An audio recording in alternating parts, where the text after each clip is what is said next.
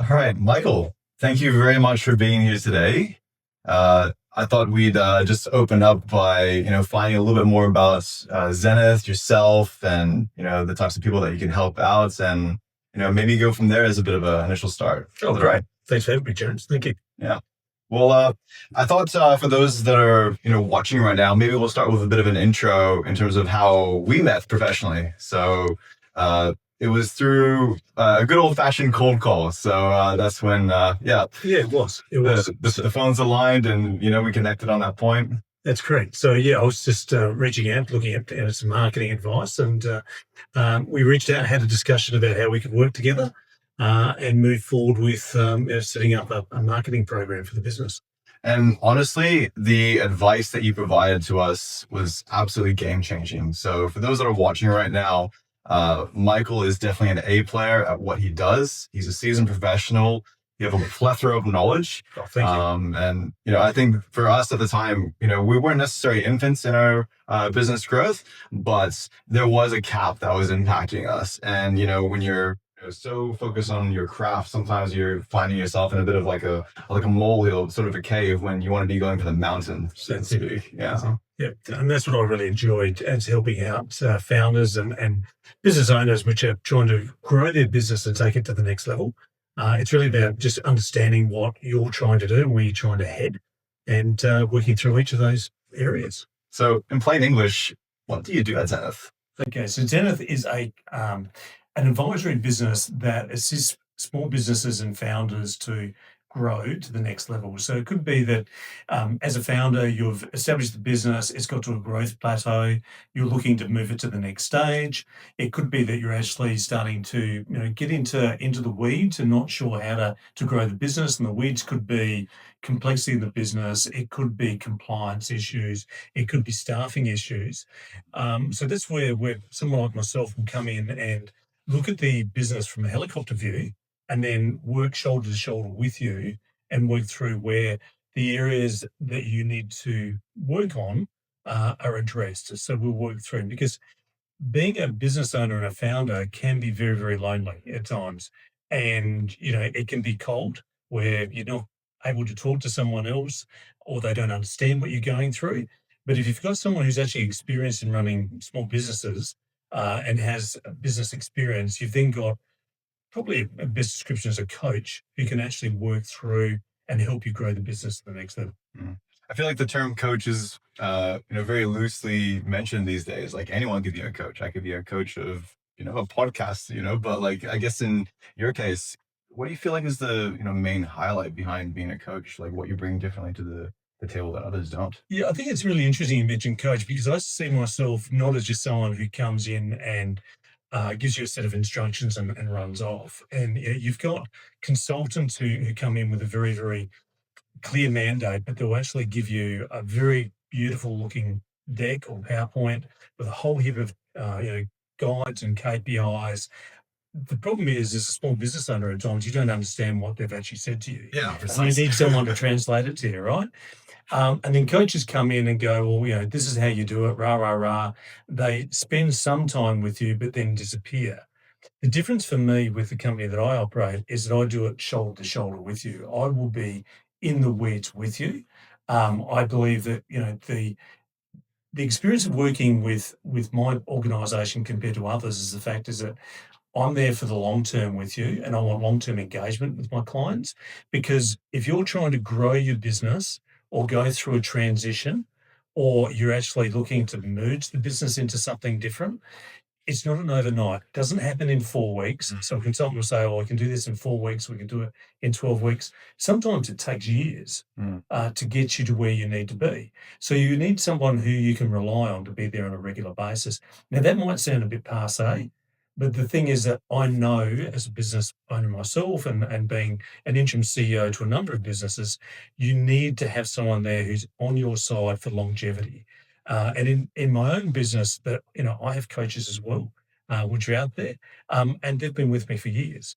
Where I can pick up the phone, say I've got a challenge, they'll hear me out, and then they'll give me some guidance to get me to where I need to be.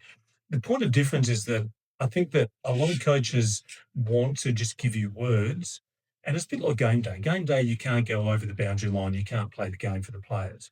But what you've got to do is give them the best preparation. And that's what you do in sports with training. You get people up to a speed. But the same thing with running a business.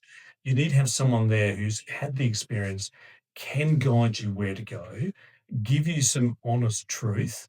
And for me, it's about having those hard discussions with people, respectfully. But sometimes there will be a bit of tenseness between a good coach and the actual person you're working with, because you need honesty. Yeah. Don't give them fluff, don't give them bubble, don't give them false hope. Sometimes you need to have a chat about the cold, hard reality of the day. So that's where I come from. I'm pretty sure there's an old proverb that says iron sharpens iron, but in order to do that, there needs to be friction, of course. That's totally true. And it's exactly that. And the fact is that we as business owners, particularly when you get into being the managing director or the CEO, you can have a culture in a business which is not healthy, where people tell you what you want to hear. And you're looking at your KPIs, you're looking at your results and going, we're not moving to where I want it to be. I'm frustrated. And sometimes you just need someone to have that honest chat with you independently by having a look at the data, perhaps meeting your staff. And that's part of the service I do, is getting in there, working with the team, and getting them to understand what I do, but also get to understand what they do. And then as a collective, come back and give feedback to the founder or the MD and say, this is what I've observed. It's not, telling tales. It's actually giving the honest feedback that you need so you can move the dial in your business, because the only person who can make the decision is the managing director. The end of the day is you take the best feedback you can, and then you've got to move forward with those decisions. Yeah, that's it. I really like what you said when it came to the time. We're at a time and age where, information is so rampant. And sometimes, as founders, we're after that golden goose. We're after that silver bullet that's going to, take out the vampire that's sucking away our revenue and, bleeding results out. But really, sometimes it might be, it's an internal change.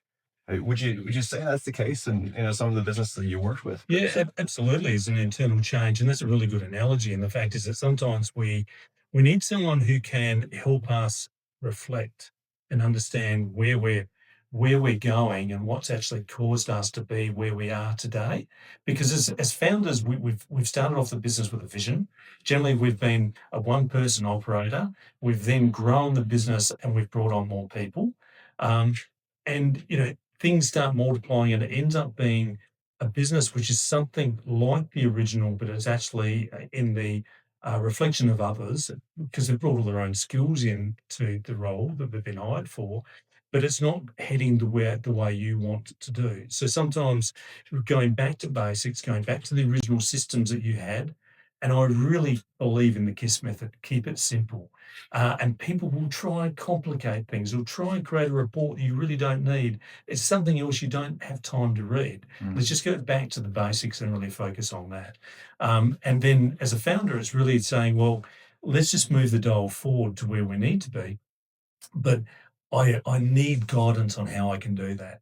And you need that, coaching or that leading hand to help you get there. Because sometimes we can't see the wood for the trees. All we can see is just, trees out there and see all the green leaves. But you can't see what you really want to see, because others have clouded your thinking or your judgment. That creates frustration for you as a leader. And we try and always do the best that we can, but we need sometimes to stop, just take a breath, listen to what's actually going on, listen to our heart. Why did I set this business up? What are the things that are going really well for me? What's not going so well for me? Reflect on that, and then make some decisions how to move forward. Because again, coming back to the earlier comment about bringing a consultant in with a glossy PowerPoint or deck, that is only accurate for about 4 weeks. They're not going to be there when you're actually out there trying to put rubber to the road and get the results out there with your team. Because your team are inspired by you as a leader. They're inspired by the direction that you want, but you need to give them a very clear pathway of what that looks like. Definitely. I think for those that are watching right now that's, don't know your history, when was it the first time for you that you realized that, hey, like I genuinely love helping people? Like, was there a certain point in your professional career or when you were a business owner? Give us a bit of a rundown I of that. think it's through my entire career. I have been very, very fortunate to work in both corporates, in through FMCG and in food retailing, and I really enjoyed coaching and training people. A lot of people were brought into my environment to get trained because I was considered to be a good trainer. Mm. I don't know why, but I think it comes down to communication and having patience with people and having a system. And it was really just understanding that, we're all human, we all make mistakes, having tolerance that they're going to make mistakes and allowing them to do that. It's about giving them that runway to be them. Yeah. So that was where my original start came from. I then had the opportunity to move into franchising, and franchising is hundreds of founders or managing directors, if you Wow. like, and they're all different. So, I had an opportunity to work with companies like Baker's Delight, Specsavers, and then I worked in pharmaceuticals as well, all entrepreneurial owner operators. And they all have their own challenges. Every business has a different customer base. It has a different revenue, Mm. turnover, cash flow is different in each of the businesses because each of those owners have a different debt load based on the borrowings they've made. They have different challenges with staff. They're in different geographical locations. They could be inner city to tourism locations, which have seasonal trade. So it was really about just accepting everyone as an individual and then just really focusing on each specific owner. So if you were, one of those franchisees that I mentioned, it'd be very, very focused, the conversation around you, not the system, not the bigger brand. It's really about your business, what you're wanting to achieve, where your pain points are, and working through those pain points with you to get you to the next level. It's not one size fits all. You may be under a national brand with a national system, but you are unique. There's only one James and one location that you're working out of. So that's where I've really learned to work with people. And then moving forward from that is then working in diverse businesses from franchising, food, FMCG, convenience, into other agricultural industries. I've met so many diverse people, and they Oh, are I bet. all different, ages, skill set, background, socioeconomic conditions, and from that's given me a real rich exposure to understanding human beings. Mm. And come back to the basics. It's really about working with each person as they are, where they are at the time. So what I'm trying to say with that is that, when I meet a person, it's about accepting where we are and what they need to do, and then giving them the time and listening, and that's really listening to you on what you're wanting out of this engagement. Now, it could be a team member who I might be consulting inside a business. A team member's got a particular problem. It's me working with that team member and giving them, the time to understand where their challenge is.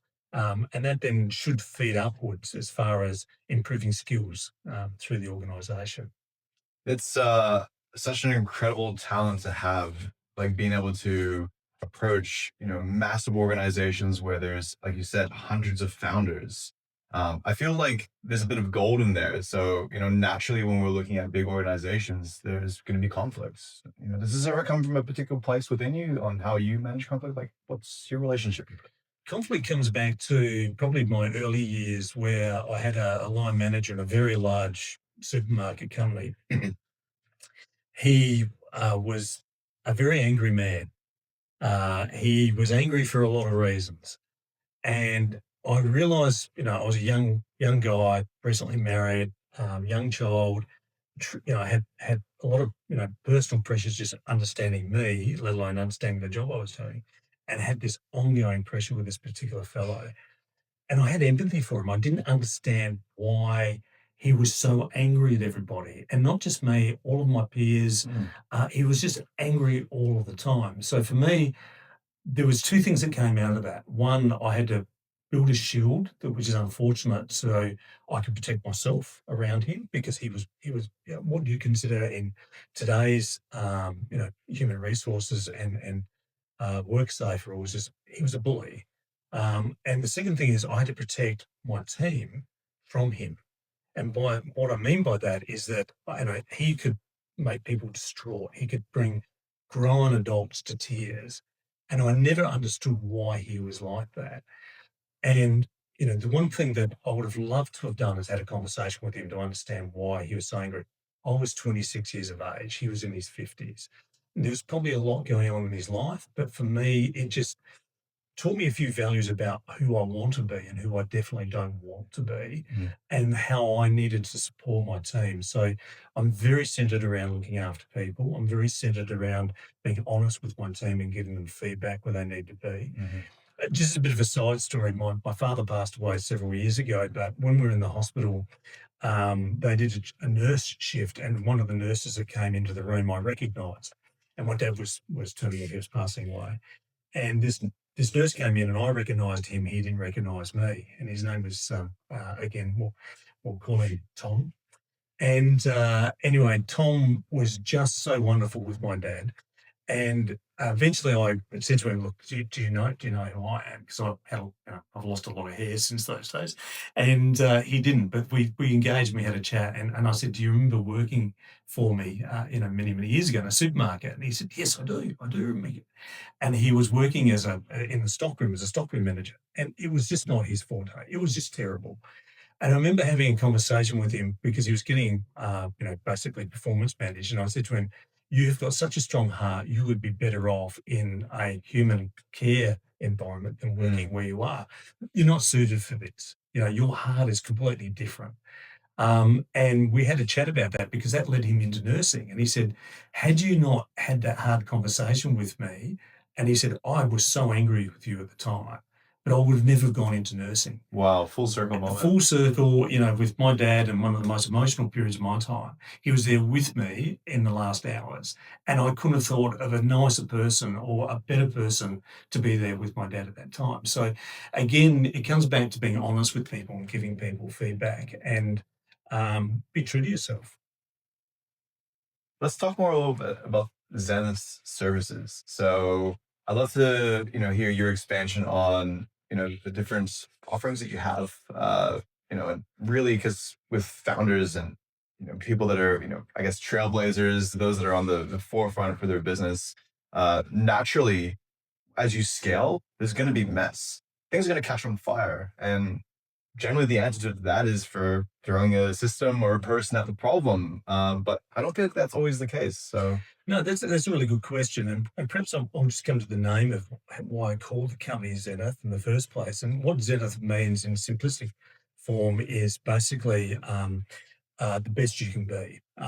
It's basically the highest point that you can get and achieve. And there's an analogy in astronomy. It's basically the point directly above your head. And my thought around that was the fact is that where you're sitting as a founder versus my experience are two different positions. So it's about helping you get to where you want to be, to your zenith point. mhm. And coming back to things being messy, when I'm talking to a lot of founders or managing directors, they want to be, as an analogy, they want to be at the tip of Mount Everest. Mm. And my word that I usually use, or the explanation I use, is that the climber who's actually reached the peak of Mount Everest didn't start there. They started with a lot of planning beforehand, and then they had to go up through the base camps and basically, Mm. ensure that they had an understanding of where the geography, where they were going. Did they have all the resources? Do they have basically enough, skill set and training to be able to do the climb, etc.? Business is no different. So when it's really, really messy, it's just basically understanding where you're starting from, what you want to do with your organisation, the vision, what that then is going to translate in is to a business plan. And how good is that business plan? The business plan doesn't have to be any more than 2 pages. Others will come in with a 20-page deck. You can do a good business plan in 2 pages.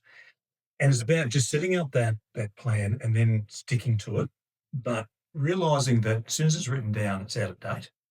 So you Mm. need to keep on adding or altering or changing. So you've got a vision, you've got a plan, you then start going through what you want to do. And that could be that you're selling a commodity, you're selling a service, or you basically growing the business in another direction. Once you've actually got that, then it's about how do you actually follow all the systems to give you efficiency. Because the key thing we're in business for is to make money, right? And we've got to ensure that we've got a revenue with that. We've got a regular client feed coming into the business, and we've got recurring revenue. That's really, really critical. And the one thing that, when we emerge as starting a business is we don't look at the cost of doing business. We don't understand things like margin. We don't know if we're making enough profit. So true. We don't look at our expenses. We're pretty poor at not looking at our bank balance. The first thing I do every day is check the bank balance. And in, other businesses, I talk to, business owners with sub $50 million turnover. And I said, well, what's your bank balance? And they've got no idea. Now, sure, they have CFOs and other people handling that, but you've got to make sure your cash flow's even. And when you get down to sub $1 million turnover, you really need to understand where your bank balance is going to be because cash flow can alter. And some smaller business owners, as an aside, they'll go, well, look, I've run out of cash. And I go, well, do you have a line of credit? And they go, well, yes, but I don't want to engage in it. Well, the line of credit is there to help you when you're actually in trouble. Sometimes you have to just dip in and dip out. And, the key thing here is growing revenue. And that's the major thing for you. And, I was always taught in business, there are only three things you need to remember. And one is, do you have enough footfall? In other words, do you have enough customers coming to your door? The second thing is are they actually transacting with you? So they've come into the door or they've picked up the phone and they're engaging with your service. That's the second thing. And the third thing, repeat customers. If they're not repeating, why? Where have they gone?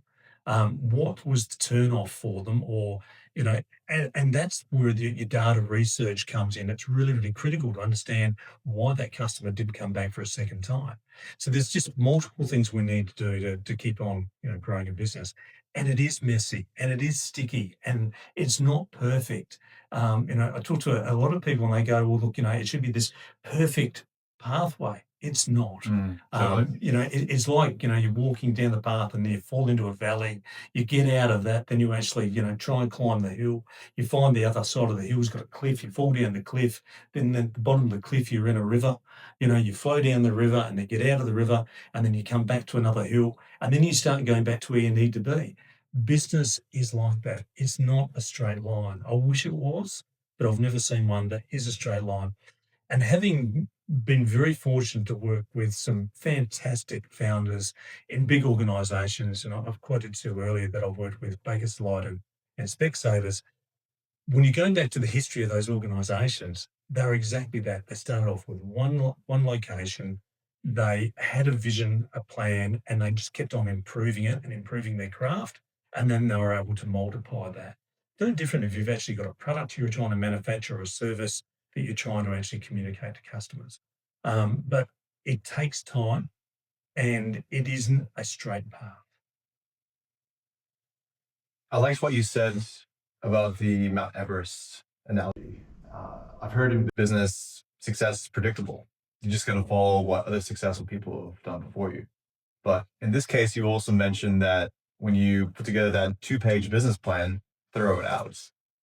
I thought that was really unique because if we're looking at, we're planning and we're executing, but tell us a bit more of like why throw it out so soon, a business plan. Probably throw it out is probably not the right term. It's more so the fact is that I was taught that by someone who is very, very successful is that don't become slave to a system. Now, this particular organisation is all about systems. But when it came to the business plan, and this comes back from experience, this business was actually stifling itself based on its business plan. It was too rigid. It would not change path. It wouldn't move with the market. And it had a lot of competition heading against it. So the business was heading towards some pretty hefty headwinds. So it was about really staring at that and going, is that business plan still relevant? It may be, and 80% of the time, it may be still relevant, and you will continue on with that business plan. But if it's not working, it's not translating, you've got to go back and go, that's not what we need to do to move the business forward. I need to do something else. and it's about identifying what that's going to be. So that's what I meant by, sometimes you've got to throw it out. It's probably more a metaphor than anything. So it's almost we're looking at it from as if I'm a mad scientist conducting an experiment. Like, what went right and what went wrong, and in a sense, pulling the fat and doubling down on the victories. Is that what I'm hearing? Yeah, absolutely. And I think as a business owner, when you reflect back on the end of your day, I do this. How good was the day? What did we do well? What could we have done better? What do we need to change tomorrow? And then, when you're driving home, I go through this mental checklist and I'm thinking about my next day. So it is about, to your term, mad scientist, it's about things have to be fluid. You can't be rigid. Yeah, there are, compliance and governance, things that you need to be consistent with. But when you're actually growing a business, you need to be somewhat fluid in that. Walk me through your process. So, say I'm a founder, I'm lost in the woods. I have this vision that I would like to see come to pass, but yet there's a massive disconnect, whether it be revenue or results. What's the sort of process that you go through with a new founder or director that approaches you for help?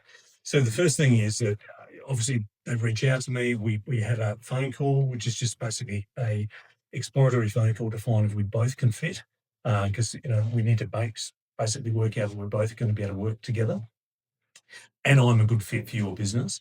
The next thing is I would do a 90-minute deep dive with you, and that's actually, where possible, physically meet with you. If not, it'd be done by a Teams meeting. And it's just going through a deep discussion about what's troubling you with the business and really getting that written down. So I've got some key bullet points to say, well, hey, this is what you've told me. These are the pain points you have. This is what's keeping you awake at night. This is your vision to where you'd like it to be, but this is where I'm not. And then it's about, well, what do you see as the roadblocks? My view of this is that I don't have the answers, you do. You actually have it in your mind, but you haven't found those answers yet. So my role is to really help you pull those solutions out and to give you the roadmap. If you need a framework, we can put it into a framework, but give you the roadmap to get there. Then once we've actually done that, I then would generally recommend that we progress to a strategy day. Now, strategy is a pretty used word, but it's basically where I get together with you and your team. We prepare what that's going to look like, and we spend 4 to 5 hours with the team going through a plan of where the business is. And it's basically a extended version of what the 90-minute discussion is with you as the founder. And it's getting everyone's input, all the team's input. And I try and get as many people in the room to be able to do that. I facilitate that with them. And then we end up with basically a core analysis of the business and understanding where the business is today, where its roadblocks are based on the team. And then it's about where do we want to head based on the founder, managing director's leadership from that. Then after that, I would do a debrief with the managing director and or founder, and then have a chat about, how do you want to move forward to the next level? So that's the engagement piece, how we get to know each other, how I get to know your business. And then it's about the ongoing engagement piece where, as I said earlier, I won't leave you alone. I want to work shoulder to shoulder with you over a longer term period. I will have a weekly phone hookup or team meeting or face to face with you as a check in. How are you going? What's happening? And we will get into the detail of the financials, how you're going with statutory obligations. We'll talk about things like recruitment and people, and how that's translating to your bottom line. So it's a myriad discussion because sometimes you need to talk to someone else. And as I mentioned earlier, being a CEO, MD, founder can be really lonely because other people aren't in your head. They don't understand what you are tormenting yourself with because we talk to ourselves, hundreds of thousands of times during the day. It's about someone else you can talk to rather than listening to the self-talk. So I encourage people to pick up the phone or send me a text and go, today's just really sucks. It hasn't turned out as I want it to be. Yeah. And for me, that's great because one, you've reached out to me. Two, I can send you a quick text and say, "Hey, I'll ring you back," and then we can have a chat. What's happened, what's going on, and it comes back to the business. You talk about business coaches. Well, go back to the sporting analogy. It's the coach who's watched you play the game on the day from the sidelines, but you need to debrief in the locker room. What happened, and sometimes you need to have that person you can actually talk to, because your accountant's going to have one view and they just look at financials. If you use legal counsel, in some organisations, they have a very clinical view of the world. And then your senior management team may tell you what you want to hear, but not what you really need to hear. And you just got this confusion in your head. Sometimes you need to be able to just download that to someone totally independent. Yeah. And I'm a great listener. And then what I'll do is I'll summarize, that, "Hey, James, what you've said to me," and I'll feed it back to you. Two or three things you've fed back. Is this right? How do you feel about that? How do we move forward with that? What's the next steps? Do we need to, do X, Y, Z? Because you will find the answer. It is about me being there as the, listening partner, if you like, to help you get to the solution you need to. It's that narrative as founders we play so often. It's sometimes our greatest friend or worst asset. I'm definitely guilty of that. Sometimes playing that 30-minute conversation in a matter of seconds before I even speak to somebody. Um, but it's about, I think, being courageous, being brave, being willing to show up in the case of I'm leaning more towards failure, because failure for me has been one of the greatest teachers. uh there's an old proverb that says the the righteous man falls 7 times, but the wicked stumble in calamity. And to me, when I hear that, it's about failing forward rather than backwards, because if you fall backwards, well, then it's a bit harder to go to the next step. Yeah. What would you say is like a common sort of mind shifts? What would you say is more of a common mindset that you see from those that are really successful versus those that aren't? Like, is there any sort of patterns that you've identified? Oh, absolutely. So those which are struggling, if you like, where they haven't achieved what they want to achieve, there's a high level of emotion, so frustration, maybe anger, uh, really hard on themselves, and I mean incredibly harsh on themselves, unforgiving. And it's hard to watch that because they're actually self-destructing.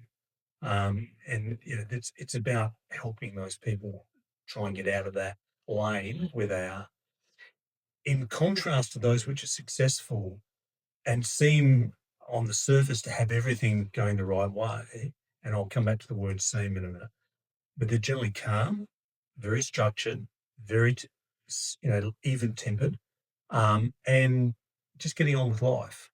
Now, the word "seem" is that when you start digging down there, yes, they have self-doubt, but they are working through a solution of how they can get that problem resolved. They're very solutions focused. It could be the fact is that they know that they need to move a team member on. The old analogy is if you can't get the you can't get the right people on the bus, you need to basically change the bus. That's not right, but anyway. So it's about really watching what they're doing, and they're very focused on moving forward. Why don't you tell me a little bit more about a client who looked fine on the outside, but on the insides they were struggling, and what was your sort of uh, solution for them? Run me through that process. So they were fine on the outside, but they were troubled on the inside. Yeah. Yeah, so a very successful multi-site operator. He was had been in this particular organisation a number of years. He looked like he had everything, but when you actually started drilling down, and I was starting to get some texts from him, and they were just out of character, and it was just worrisome of why he would do that. And it wasn't a revenue problem, and it certainly wasn't a profitability problem because I had visibility to both his top line and his bottom line. It was a real issue with dealing with some staffing issues in the organisation, and he was torn on how we could actually manage those staffing issues. And he knew that was holding back the organisation from further growth. So, it was about me sort of putting the dots together. And then it clicked to me one day when I was driving, and I rang him and he went, "Has someone been talking to you?" I said, "No, I just put a few things together and let's just talk about it. What do you need to do?" And he then just let go. It was just like an emotional release of all the challenges that he had. The business was successful. He had good cash flow. There was plenty of money in the bank, but it was tearing him apart with what was happening inside this organization. And it really showed to me his vulnerabilities, which is fantastic because that's great to be able to see that. But he didn't like conflict and he needed someone else to help him with that.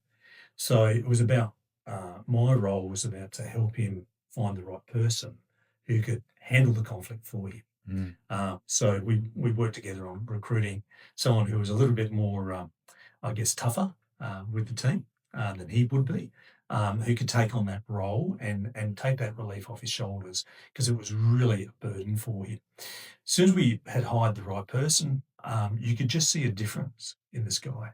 He was just a lot more relaxed and he would send me a text of positivity of what was happening. And surprisingly, we saw nearly a 10% lift in his revenue after that event. 10% lift in the revenue Mm. from that small event. Mhm. Well, sometimes it just takes a little bit of a trickle. Depends where people are at. We're all different. Different paths, different goals, different roadmaps that we're walking to get to that point. Yep. What would you say in terms of a business that might not be the right fit for you? Like, let's talk about specifics. Like, I feel like we've really covered like who's a good fit, but who's not the right fit for Zenith. I think that firstly, I'll characterize that by personality. If someone isn't wanting to listen, they're not wanting to work alongside somebody, you're not going to be a good fit.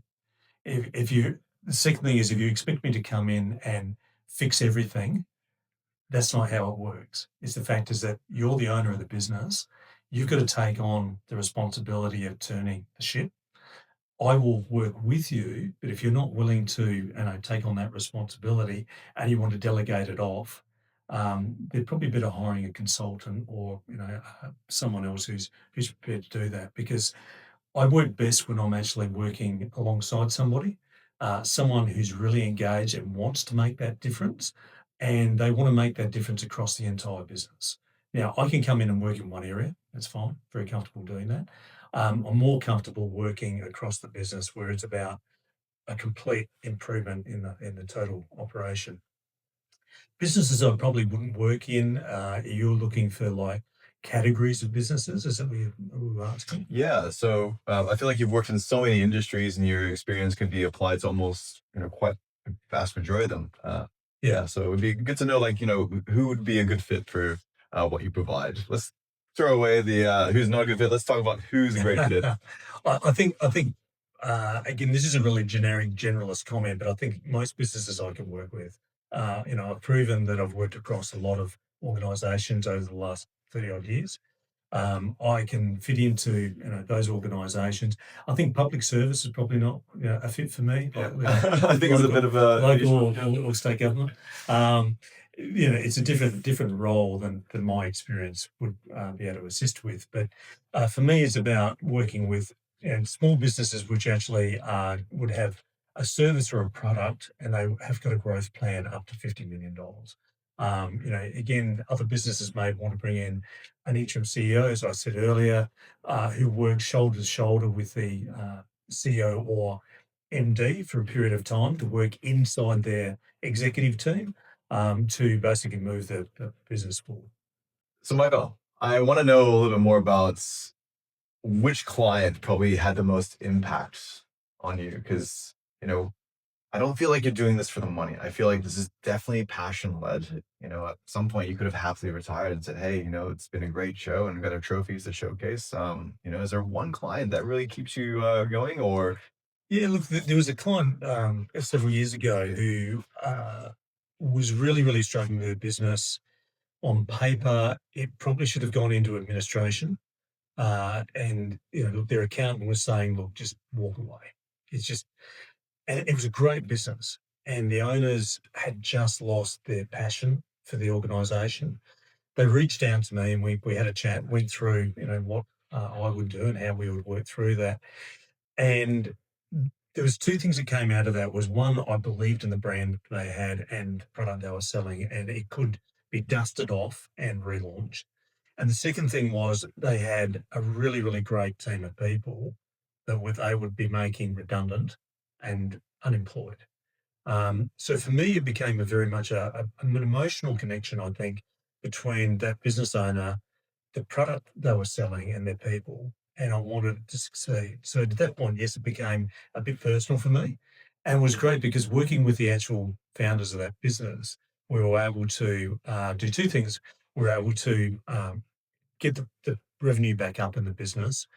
It wasn't, going to be multi-million dollar, bottom line, but it was enough to attract a buyer. So therefore, the buyer then bought the business and took on all the employees. Now, for me, that was a win-win, where the founders walked away with a small bit of cash in their pocket, but didn't have to declare bankruptcy or put the business into administration, and the employees kept their jobs. So for me, that was a really, really big win. And, I quite often reflect with that. I still talk to some of the staff who are continuing on. That business is still going today. And watch their promotions on social media. And it gives me a warm feeling inside that, that was a success, which could have been a disaster. Incredible. And in this case, it doesn't seem like it was just that one to one. It was one to many in terms of the impact that you It had. was. It was. Is that the only case where you had that sort of impact where it was one to one? Sorry, it was one to many, not just one to one, as you said. There's a lot of other smaller organisations where I've worked with, and they've had growth. I've worked in other organisations which have had natural disasters, and natural disasters aren't planned. So you can have the greatest business plan, but then you actually have a huge amount of rainfall, and suddenly the business is flooded. What do you do, and how do you actually then manage the business during and after that event? So, there's another company that, which is close to my heart, where we had a natural disaster. We had nearly 170 millimeters of rain in 48 hours. The business had to close. It lost its revenue overnight. It had 50 odd employees, which had to keep on being employed. And, again, only X amount of cash in the bank. The owners of the business were becoming very, very stressed because this business was contracted to other clients, as far as that's where its revenue stream was. It had a client base. So there was a whole heap of legality in that. There's only so much you could do with a term called force majeure, where you actually can evoke an act of God to break a contract. So there was a whole heap of obligations. So that became a big project to actually keep that business running, working with not only all of its clients, but keep its staff engaged, because it's in a rural location and staff could have left, and finding really high quality staff in rural locations is a challenge for all businesses. And then it's about rebuilding the business post the event, the flood, and also then getting everything back up to standard after that event. So there's a physical impact, there's an emotional impact, and Yeah. then it's basically saying we're back open for business, and hoping that your client base will come back. So that was a really uh, interesting project to work on, and one that again had a positive outcome. Could have lost most of its revenue, but it's recovered all of it. I'll say, especially when natural disaster comes, it's so, unpredictable. In Australia, we have floods, we have bushfires, and that can just turn everything completely upside down. But you were able to, not just turn that situation from a negative to a positive, but you actually kept the staff morale up, that they stayed, they didn't leave. Well, one of the things was because there was no work in that business was redeployment. So going out to community, talking to the community, because there was flood areas that were impacted heavily and they needed staff, but they couldn't get enough people.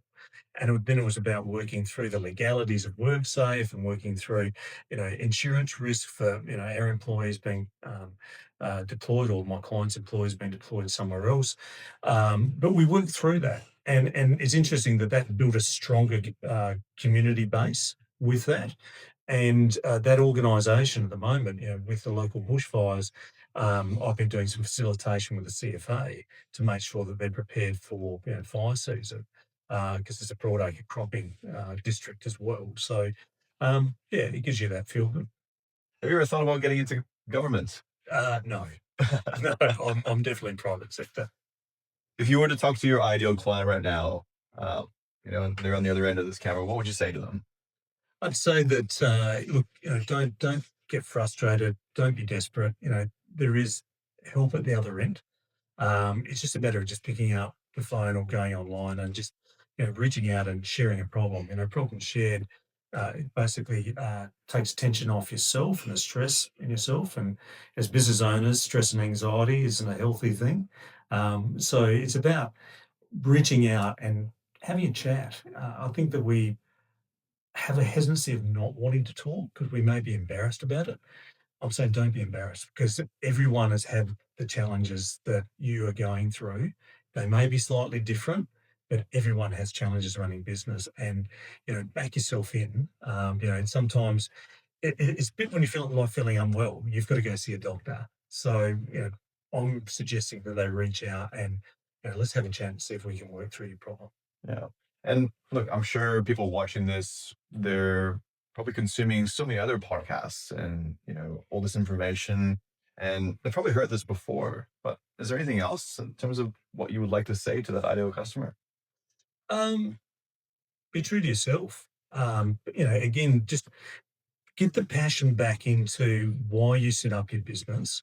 There's a term about motivation versus discipline, and you can be the most motivated person in the world or the most unmotivated person in the world. So motivation is really about being excited, being passionate about your business, where you want it to go. But you can have a hurdle that can put you into a freeze position. There's another client that I've got recently who's had some legal issues with a dispute over a contract. And it absolutely has frozen this client for nearly 3 months into not doing anything. And we then agreed that they had to go into a agreement with the other party. That was simply just starting dialogue. If we didn't start dialogue, the problem wasn't going to go away. It was a legal based problem. But the client was so frozen, they just were paralyzed to deal with it. Mm. When the problem was started, when the dialogue started, the problem went within 2 weeks. There were exchanges and emails, agreement was made, both parties moved on, life went on. And the stress levels of the client just dropped Mm. instantly. But sometimes it's just talking to someone else. And part of my network is that, I've got some great people that I can reach out to help clients, in marketing, in legal services, in human resources, in finance. Um, if I can't help you directly within my network, I can certainly engage you with other people to have a chat to be able to help you through the solution of the problem. Yeah, and that's it. It's really, isolating, what is the real core issue here? We've got these symptoms that can present themselves as the main stressor, but the actual disease and treating that is something actually much deeper. Yeah, absolutely. Absolutely. But what would you give us in terms of some advice, or even just to someone watching this right now, based on your experience? I would say that with all business owners, just be true to yourself. You've got a vision, stick to the vision. Know that you're going to have good and bad days. And when you have a bad day, don't be harsh on yourself. You're just going to go tomorrow. The sun's going to come up. I'm going to do it all again tomorrow. It's like when you go out and pitch to clients, and you don't get that contract. It happens. It's nothing personal. It is just what happens out there. But reflection is a very, very critical thing where I've spoken to both of you about journaling. And the fact is, you've got to go back and just go through your notes and go, if I check the last three clients that I've been knocked back, is there something which is of a consistency that's occurring with that pitch? And you need to go back and just reflect on that so you can build it as a strength for the next one.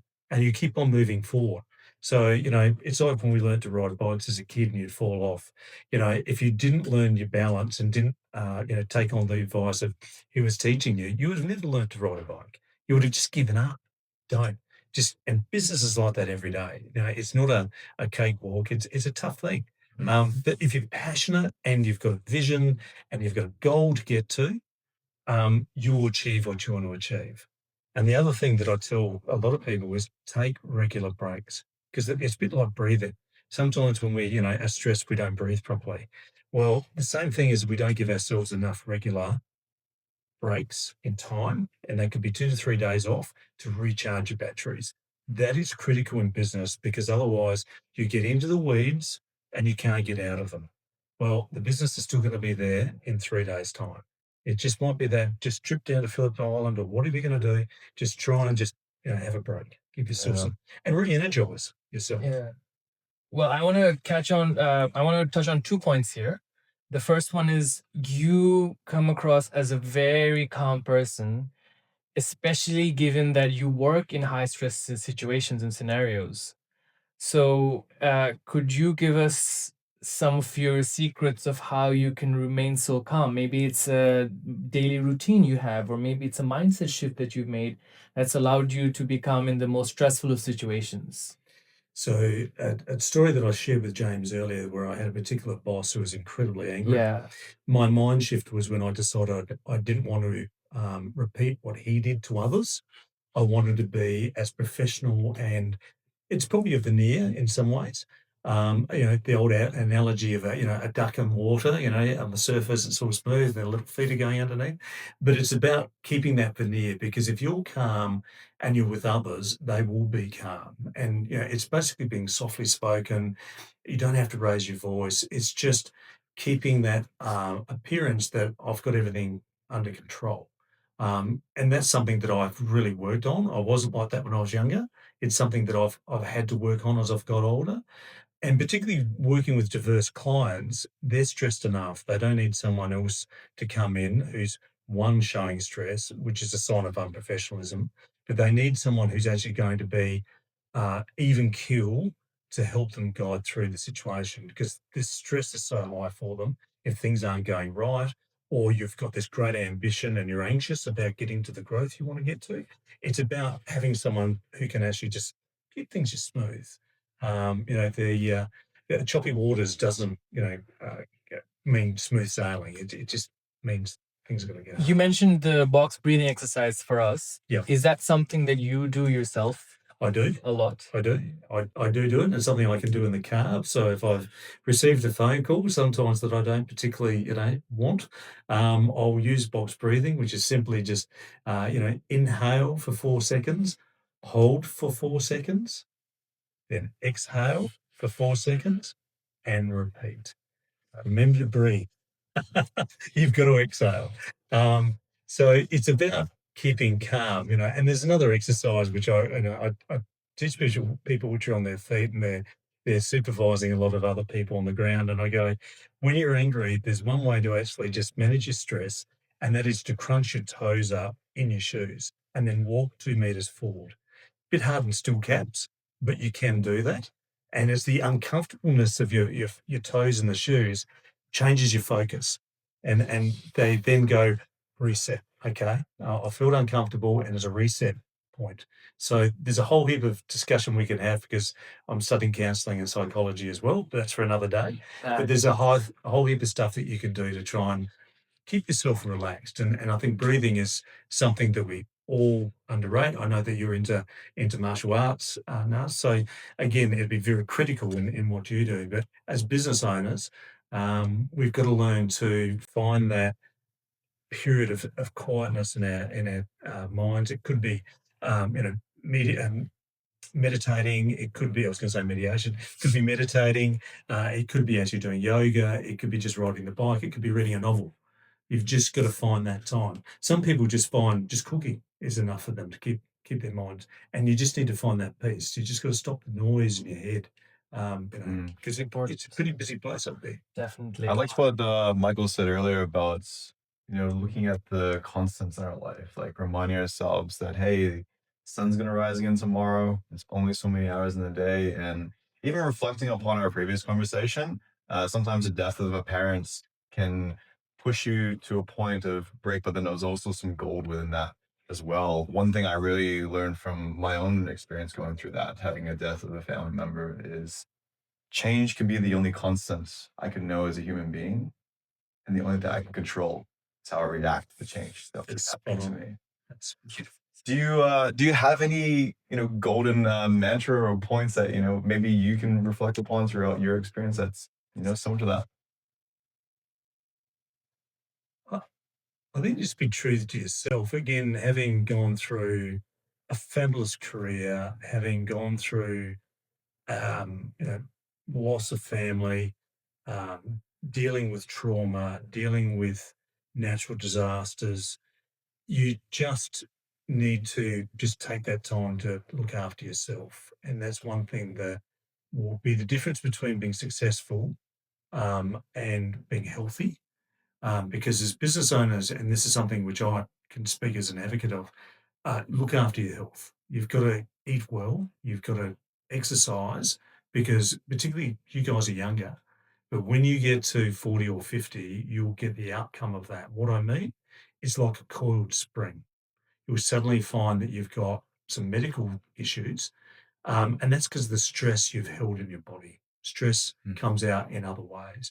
But if you actually can manage your stress as a young leader, as a young business owner, a young executive, you'll be better later in life.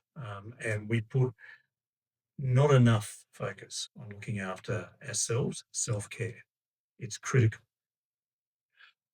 Well, I do agree with you, but I'd like to play the devil's advocate Please in do. this place where a lot of being a business owner, there's a big thing about hustle culture where, like, for example, Alex Hormozy has promoted this a lot, where it's like you need to strive, you need to struggle, you need to suffer for success. And, success only comes from like a lot of pain and suffering, and that is necessary. So, is that something that is a core part of building success? I mean, an ideal life would be where, you do the bare minimum to get as much as possible, maybe a simple job. But as for a business owner, I feel like we immediately choose a life that does not have that stability, does not have the assurance, has a lot of uncertainty, risk, and along with that, it brings a lot of struggles and pain. But you mentioned taking breaks, and as a business owner, I've actually found it really hard to take breaks because the business is like my child. I can't not think about it. It's like a very integral part of me. So, what would you say about that, the hustle culture of what we've been taught, that, that being a business owner means going through pain and struggle that no one else is willing to go through, and that's how we're successful? What do you have to say to that? I think that the pain and the struggle is a reality, but again, you need to control how far you go down that pathway. In the far as that, if revenue is struggling, you've got to go back and reflect on why your revenue is struggling. You're losing clients, you've got to reflect why you're losing clients. If your profitability is not there because your expenses are too high, you need to go back and do a complete review of your P&L. There's things that we have in our control that we actually self suffer, we self create the pain that we're going through. So we need to really look at that and do a bit of a self diagnostic of why that's occurring. Yes, there are outside forces, absolutely, that suddenly left field can come and, give you a shock of why you've lost, revenue for whatever reasons. But it's about balance. And again, I'm talking from experience here, you need life balance. And yes, the hustle culture, yes, you need to be available, but today we're available 24/7, you know. It's about sometimes just either delegating that communication onto someone else, i.e., you have a partner, you're taking 3 days off, James has got the helm, you know that confidently James is going to be able to do that, and vice versa. If you're a solo operator, you need to work out some form of mechanism to be able to switch off to a certain point, what that's going to be, because you can't continually do it. Why do we have in this country 4 weeks annual leave and dedicated sick days, or carer leave days, etc.? That's because it's about the well-being of our actual employees and staff. But we as uh, owner operators, we don't put the same standards on ourselves, and we should. Many of us don't put away entitlements for annual leave or anything like that. You just take it as an unpaid period. There's a whole heap of things that, sometimes we look at and we go, well, we give away our employees these things, but we don't do the same thing to ourselves. We don't look in the mirror. And that becomes challenging because you can do it for a certain period of time, but if you do it for a duration, something's going to break. And that's where many of the people that I talk to who engage me have got to, because we go back and reflect. And one of the questions I always ask, when's the last time you took a break? Okay. Mm. And I'll find it's 5 years ago. And, I went away to a wedding for a long weekend. Well, have you taken a decent break? You need to recharge, and you need to just disconnect from the business the best you can. And the whole conversation goes around, how can you disconnect? And those which have, every time they'll come back and say, it was fantastic, I'm going to do it more often. But why did they not do it? It was the fear. It was the hustle culture. Or just, things aren't going to be right if I'm not there. Well, this is where it's about building the business where you can put trust in people, know that they will get it right. And from my experience, when you do that, generally when you go on leave, the person you put in charge will actually probably do a job beyond your expectations because they want to prove how good they are. So it actually is a reverse psychology of what you're expecting. Wow. Actually, I haven't thought of it like that. I'd like to add something to what you just mentioned, bringing back something from that we've spoken about already. I feel like taking breaks is a big part of discipline. And discipline, how many people see it as a way to get work done. But I feel like discipline really works when it has the balance of your mind, body, heart, and soul. So, portioning up time to relax and play and let yourself go at times, I feel like is just as important as portioning up time for work and for physical exercise to keep your body healthy, mind healthy, as well as your heart and soul. So I think there's a great misconception about discipline, and that is probably where a lot of these problems come from. So out of the top 5 problems that you see in business owners with your line of work, where would you say that falls in the I haven't taken a break? Out of the one being the most common problem and 5 being the least. I would say that it's generally probably number 2 or number 3 because it's the reason why they're tired, the reason why their stress levels are through the roof, why their relationships are starting to break down, and that could be at home as well. Why their relationships are breaking down with everyone else around them, why they're getting in conflict with other people, is because they're overwhelmed, they're tired, they think they need to fix everything themselves rather than actually reaching for help and trying to just reorganize things to give them a better flow where they are. It's amazing when people do take regular breaks. They do calm their mind. They can think, and when you're away, you still think about work, right? Yeah. You're thinking about it 24/7. Yeah. So you're not switched off. You may be disconnected and you've delegated to someone, but you're still thinking about it, right? And again, I come back to the advocacy of journaling every day and just putting your thoughts down. And, you come back and go with a whole heap of thoughts and go, wow, this is what I want to do. And you get your team together and you go, I may have had an epiphany, I may not have had an epiphany, but there's some things here that we can certainly work on, and again, engage the team with those thoughts and say, well, what do you think? And it's amazing if you give them the opportunity to open up, they'll go, hey, boss, this has been happening here, or this could be a bit different here, or yeah, I've had the same thought. So you're actually opening up a whole rich discussion with your team. Had you not had that brain, you may not have actually got to that rich content. Wow. That's actually happened with us. Yeah, we took a solid break in December. We got back in late Jan, and we just sat down and went all right, we're not going to do month or 6 months. We're going to plan 6 month, 1 year, 1.5 years, 2 years, 5 years, and we're going to really spend some time structuring the business before we take off this year. And the break aspect really helped. but you did mention it was number 2 or 3, which means number 1 is something else that I'm dying to know. So it's about focusing on what your core business is. I see a lot of business owners when they're struggling, what they'll do is they'll actually start bolting other things on, other offers, other systems. They go down the rabbit hole of putting new technology in. You need to really focus on your core. What is actually troubling the business? Again, if your revenue is flat, is it a competitor? Is it the fact is your pricing is not right? Is it the fact is that, something else needs to be altered in what you're actually selling? And it's really focusing on that first to ensure that the business is going to better move forward. But it's when you start going down all these other rabbit holes, it just disengages from what the core business is. It's like a short-term fix. If you've cut an artery, you don't just put a Band-Aid over it. No. It's going to need surgery. It's going to need proper medical care. But I see so many people that will actually just run down the rabbit hole and go, I'm going to do this, it's going to fix it, or I'm learning AI. This AI is going to fix my problem. Well, it may help in the long term, but your core business, there's something not quite right here.